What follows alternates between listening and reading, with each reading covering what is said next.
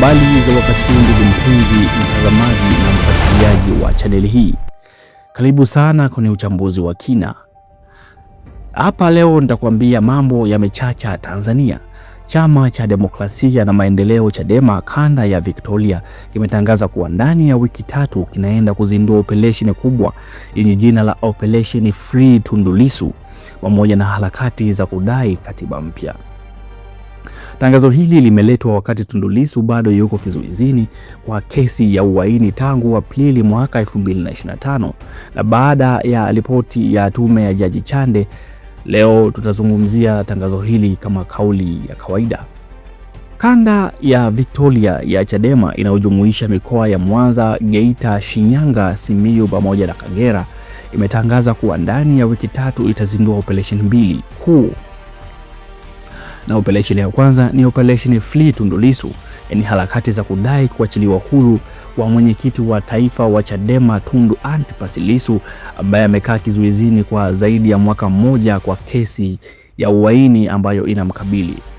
Na kauli nyingine ambayo operesheni nyingine ya pili ni harakati za kudai katiba mpya. Hii ni kuendeleza wito wa mageuzi ya kikatiba ikiwemo tume huru ya uchaguzi na mabadiliko ya mfumo wa kisiasa. Tangazo hili limeletwa wakati wa mvutano mkubwa wa kisiasa nchini baada ya uamuzi wa mahakama ya rufaa kuruhusu Chadema kufanya shughuli zake za kisiasa na baada ya kauli mbalimbali za viongozi wa chama kuhusu uwajibikaji wa matukio ya Oktoba mwaka 2025. Operation Free Tundu Lissu ni nini? Hii ni operation yenye lengo la kuongeza shinikizo la umma na kimataifa ili Lissu aachiwe huru. Inahusisha mikutano ya hadhara, maandamano ya amani na kampeni za mitandaoni. Ni hatua ya kimkakati baada ya uamuzi wa mahakama ya rufaa na kauli za viongozi kama John Mnyika pamoja na Godbless Lema. Na wito wa katiba mpya, huu ni msimamo wa muda mrefu wa Chadema. Wanadai katiba mpya itakayoleta tume huru ya uchaguzi, uwajibikaji na ugawaji wa madaraka pamoja na ulinzi wa haki za binadamu. Operesheni hii inaunganisha wito wa uhuru wa Lissu pamoja na mageuzi ya kimsingi ya katiba.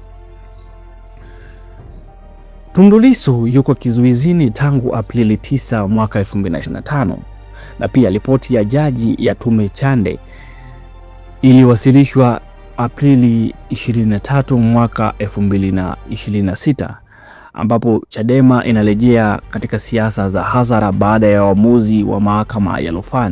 Na operesheni hii inaweza kuwa na athari kubwa katika mikoa ya kanda ya Victoria ambayo ni ngome kubwa ya upinzani. Operesheni hii inaweza kuongeza mvutano wa kisiasa au kuleta mazungumzo ya kitaifa. Inategemea jinsi serikali itakavyoitikia na jinsi Chadema itakavyoendesha operesheni hiyo kwa amani na sheria.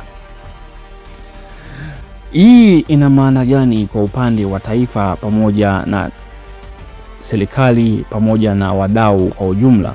Kwa upande wa Chadema, inaimarisha msimamo wa chama na inawapa wafuasi tumaini na mwelekeo wa wazi. Na kwa upande wa serikali, inatoa changamoto ya kushughulikia shinikizo la umma na kidiplomasia kuhusu kesi ya Tundu Lissu na mageuzi ya katiba. Kwa upande wa vijana na wananchi, inawapa nafasi ya kushiriki katika harakati za kisiasa, lakini inaweza pia kuwa na hatari ya migogoro. Kwa upande wa demokrasia, inajaribu kuweka ajenda ya mageuzi ya kikatiba na uwajibikaji wa matukio ya Oktoba mwaka 2025. Operesheni hii ni hatua ya kimkakati na ina mantiki.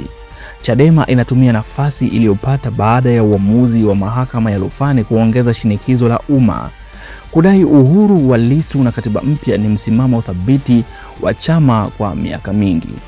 Hata hivyo, inahitaji kuendeshwa kwa hekima na kisheria. Operesheni za kisiasa zinazohusisha maandamano na mikutano ya hadhara zinaweza kuwa na hatari ya kurudia ghasia za Oktoba mwaka 2025. Chadema inapaswa kuhakikisha harakati zinafuata sheria na kuepuka uchochezi. Serikali pamoja na Chadema ziingie katika mazungumzo ya kitaifa yenye ratiba wazi na washiriki wote ili kushughulikia kesi ya Tundu Lissu pamoja na mageuzi ya katiba. Operesheni hii iwe ya amani na kisheria ili isisababishe vurugu au madhara kwa raia. Mahakama inatakiwa iipe kipaumbele kesi ya uhaini ya Tundu Lissu na ifanye iwe na uwazi pamoja na haki. Taifa linahitaji uponyaji wa kweli baada ya matukio ya mwaka 2025. Hii inaweza kupatikana kupitia uwajibikaji, mazungumzo na mageuzi halisi ya katiba. Mwisho wa siku, kudai haki pamoja na mageuzi ya kikatiba ni haki ya kikatiba, lakini inapaswa kufanywa kwa njia ambazo haziharibu amani ya taifa. Chadema kanda ya Victoria imetangaza kuzindua operesheni ya Free Tundu Lissu na harakati za kikatiba za kudai katiba mpya ndani ya wiki 3. Hii ni hatua yenye uzito mkubwa ambayo inaweza kubadilisha kabisa mwelekeo wa siasa za Tanzania. Tanzania inastahili haki, mageuzi na amani inayotegemea hekima. Tuungane kujenga taifa bora. Wewe ndugu mpenzi mtazamaji na mfuatiliaji wa chaneli hii, una maoni gani kuhusiana na kauli hizi na matukio haya pamoja na operesheni hii ambayo Chadema pamoja na wafuasi wake wanataka kuianzisha ndani ya nchi hii, wakitaka kuongeza nguvu katika kuhakikisha Tundu Lissu anaachiwa huru, na pia yale mageuzi na msimamo wao wa kudai katiba mpya wanataka waufanye sasa rasmi uwe kama jambo ambalo wamedhamiria kulifanya, yani kama mkakati wao mpya ambao utawafanya wadai hiyo na haki hiyo ipatikane kwa kikamilifu. Nini maoni yako kuhusiana na uamuzi huu wa Chama cha Demokrasia na Maendeleo Chadema?